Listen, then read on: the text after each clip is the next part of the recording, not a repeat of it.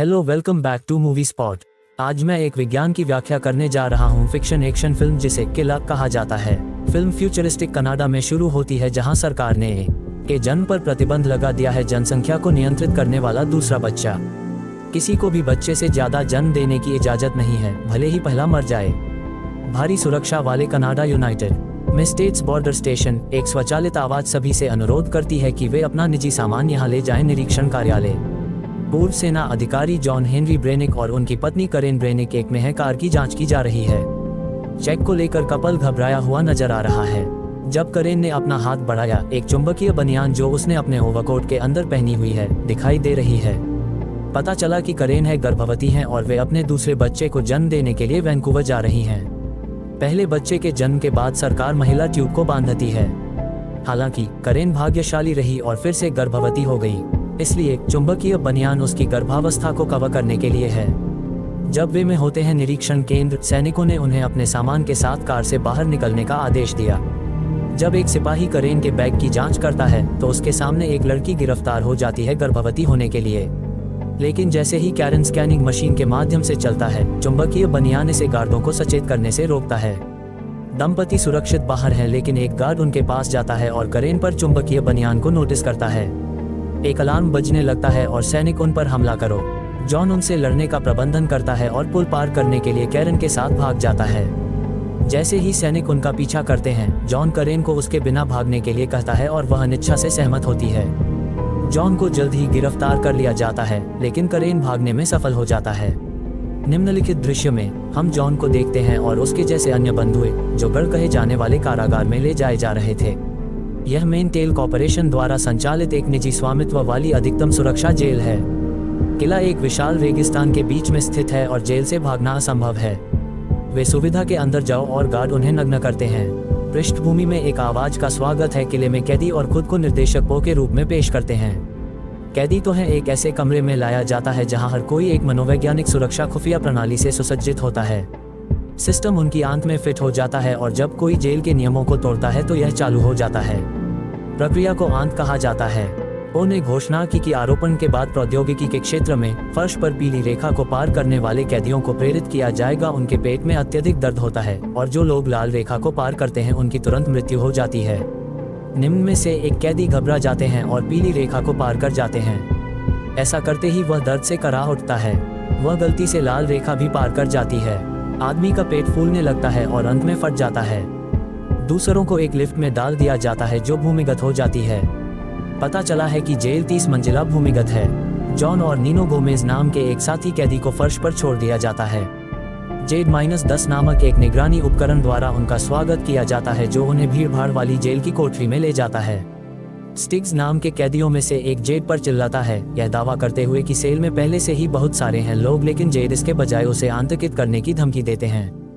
कोशिकाओं में एक लेजर बीम होती है जो रुक जाती है। जरूरत न होने पर कैदियों को बाहर जाने से जॉन डीडे नाम के एक अन्य कैदी से अपना परिचय देता है। जैसे ही वे सो जाने वाले होते हैं, इब्राहिम नाम का तीसरा कैदी जॉन को सपने न देखने के लिए कहता है। सबके सो जाने के बाद जेड कैदियों का निरीक्षण करने आता है। यह स्कैन करता है जॉन का चेहरा और उसके सपने में चला जाता है। जॉन सपना देख रहा है कि वह करेन से प्यार करे। निगरानी कक्ष में कहीं और जेल के निदेशक वो जॉन का सपना देखता है और कैरन के साथ एक मोह बढ़ता है। वह जॉन को याद दिलाता है सपने देखना एक अनधिकृत विचार प्रक्रिया है कि सुविधा में अनुमति नहीं है, और उसे जगाता है। उसके पेट में तेज दर्द उसे संघर्ष करने के लिए मजबूर करता है। यह सुझाव दे रहा है कि उसका गर्भपात हो गया है। अगले दिन कैदियों को बनाया जाता है भूमिगत निर्माण में काम करने के लिए। मैडॉक्स नाम की एक समलैंगिक कैदी नीनो पर हमला। जॉन उसके बचाव में आता है और मैडॉक्स से लड़ता है।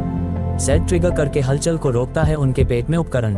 बाद में उन तीनों को एक छोटे से लेजर सेल में रखा गया और पूछा गया कि कौन लड़ाई शुरू की। सच बोलने के लिए नीनो मैडॉक्स से बहुत डरता है। नीनो को बचाने के लिए जॉन झूठ बोलता है कि उन्होंने खुद लड़ाई शुरू की। फिर उसे पो के कार्यालय ले जाया जाता है, जहां अब्राहम पो की दाढ़ी मुंडवा रहा है। पो जॉन को करेन की बौछार का एक लाइव वीडियो दिखाता है।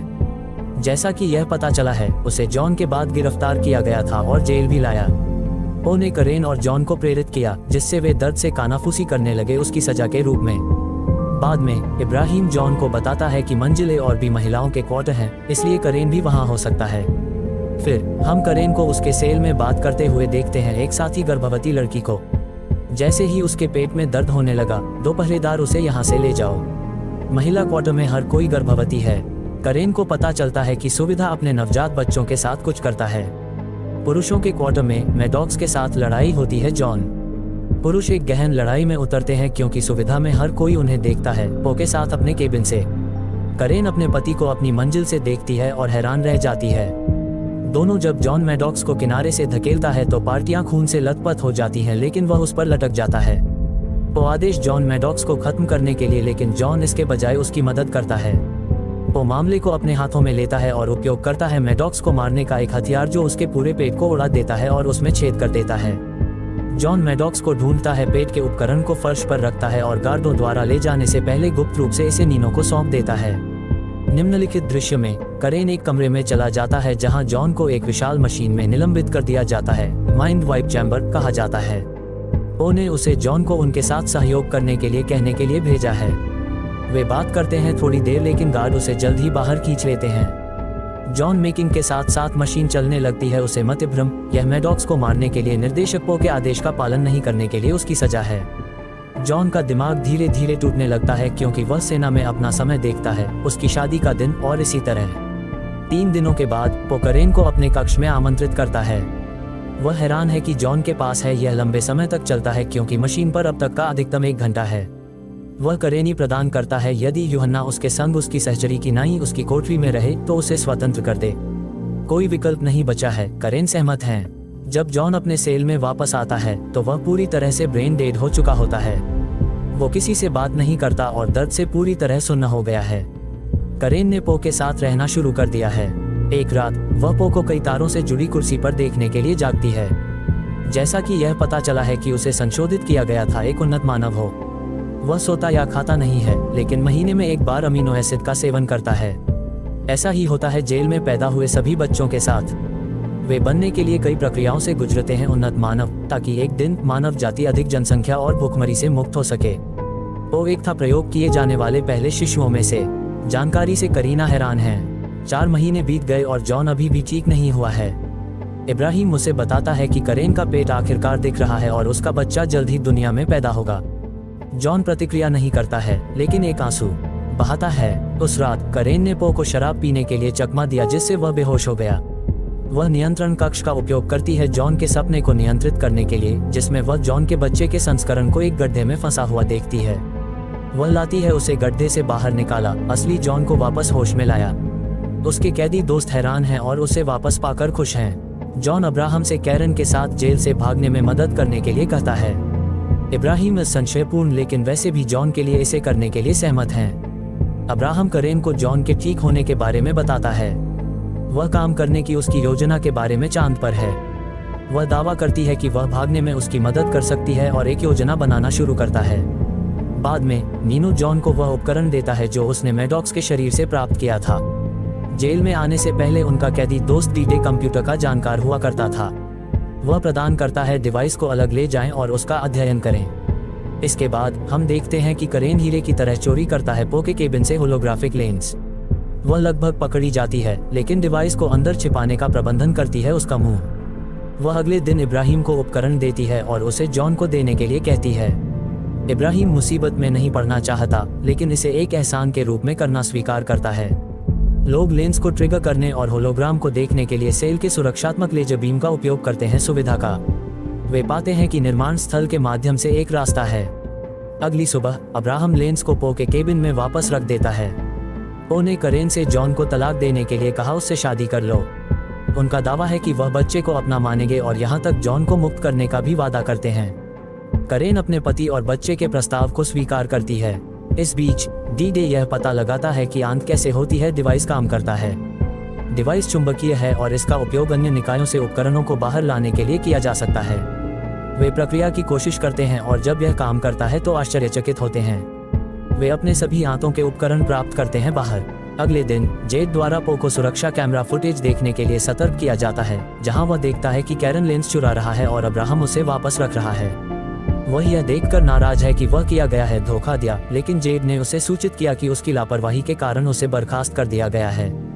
इस बीच लड़कों ने अपनी योजना को अमल में लाया। वे अपने हाथों के उपकरणों को धातु से जोड़ते हैं, निर्माण क्षेत्र में पाइप और मुद्रा में, जैसे कि वे लड़ रहे हैं। जैसे ही जेड को लड़ाई के बारे में पता चलता है, यह हाथों को ट्रिगर करता है, जिससे उनमें विस्फोट हो जाता है। यह उनके लिए बचने का एक रास्ता बनाता है पाइप के माध्यम से। लेकिन पो भाप के वाल्वों को सक्रिय करता है और पाइपों में गर्म गैस भेजता है उन्हें फंसाने के लिए। वह स्ट्राइक क्लोन को भी सक्रिय करता है, जो समूह पर फायरिंग शुरू करते हैं सुविधा के अंदर से। वे अब पाइप में फंस गए हैं। कैदियों में से एक, स्टिक्स, घबरा जाता है और फिर से सुविधा में जाने की कोशिश करता है, लेकिन क्लोनों ने उसे मार डाला। इस बीच अब्राहम सुविधा पर करेन के पास जाता है, लेकिन इससे पहले कि वे कुछ कर पाते, पो उन्हें ढूंढ लेता है। वह इब्राहिम को मारता है और कुछ सैनिकों को कैरन को उसके बच्चे की तरह एक उन्नत इंसान में बदलने के लिए ले जाता है।